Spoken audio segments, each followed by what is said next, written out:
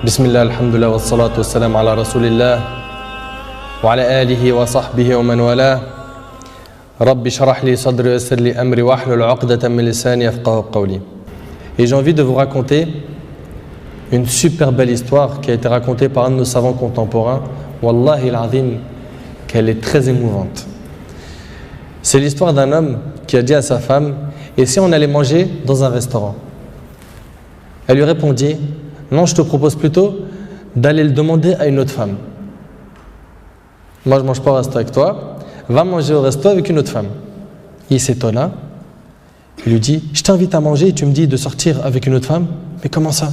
Je ne suis pas de ce genre d'homme. Et quelle femme tu parles? Et de quelle femme tu parles? Elle dit: ta mère. Imagine la scène. Ta mère, je renonce aujourd'hui à ton invitation pour que tu invites ta mère. Ça fait longtemps que tu ne l'as pas invitée à manger ou à se promener, sors donc avec ta maman. Il lui a dit qu'Allah il te récompense. Et il a tout de suite appelé sa mère et lui a dit: maman, prépare-toi, je vais venir te chercher en voiture et on ira manger et se promener ensemble. Sa mère ne l'a même pas cru. Sa mère ne l'a pas cru. Elle lui a dit: c'est vrai? Il lui dit: oui, par Allah. Viens, aujourd'hui, on va manger ensemble. Entre nous, billah alaykum. Qui d'entre vous, parmi les frères mariés, a déjà fait ça avec sa mère? Et effectivement, ils allèrent ensemble au restaurant. Et la mère s'est remplie d'amour, de joie et de bonheur. Pour elle, c'était un beau rêve. Peu lui importe la nourriture ou l'endroit où elle était, c'est-à-dire même manger par terre ou sur le trottoir ou dans la rue, le plus important, c'est qu'elle était avec son fils et que son fils était bienfaisant envers elle.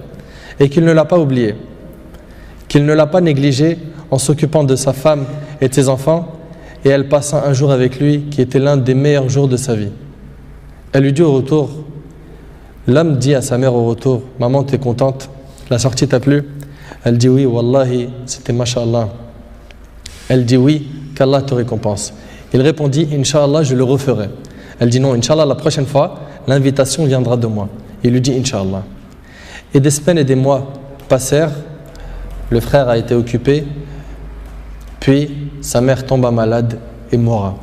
Qu'Allah lui fasse miséricorde. Son fils était très triste.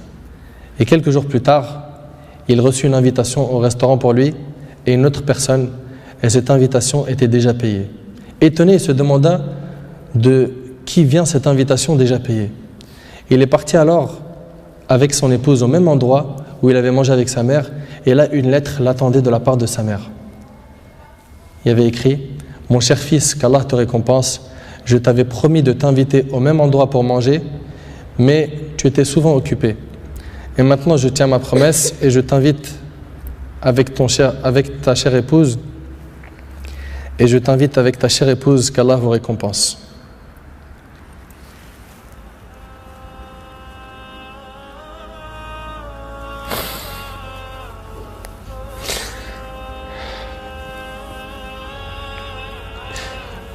Wallahi mes frères, la valeur de la mère elle est très sacrée. Faut pas la mettre en colère. Cette histoire d'amour entre cette épouse et sa belle-mère est magnifique. J'espère que nos frères et sœurs vont tirer des leçons de ce genre d'histoire d'amour entre les épouses et les belles-mères et d'essayer de reproduire ce qui s'est reproduit dans cette histoire. C'est qu'après le décès de la mère qu'on connaît sa valeur. Votre mère, si elle a envie, profitez, embrassez-lui ses pieds. Demandez-lui pardon pour les manquements, pour les mauvais comportements. Vous récolterez le succès, Inch'Allah.